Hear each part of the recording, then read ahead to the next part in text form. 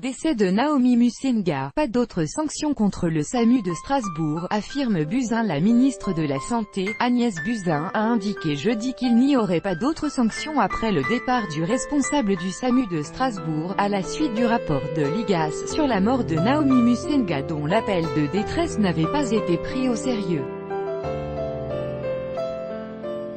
Pour l'instant, sur Strasbourg les sanctions ont été prises, a-t-elle dit, interrogée sur CNews sur d'éventuelles autres sanctions.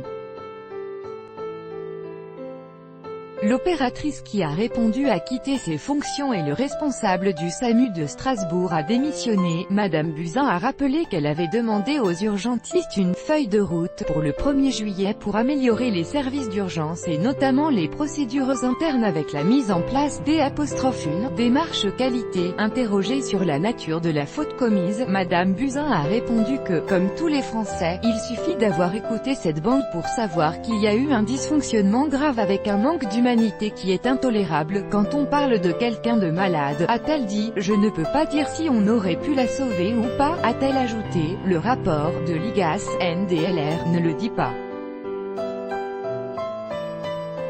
Les proches de Naomi Musinga durant une marche en hommage à la jeune femme le 16 mai 2018, à Strasbourg. Copyright AFP, Frédéric Florin. La procédure générale de régulation, appliquée par le SAMU au moment du décès le 29 décembre 2017 de Naomi Musinga n'était pas conforme aux recommandations de bonne pratique, et source de risque pour les patients, a souligné mercredi l'inspection des affaires sociales, IGAS.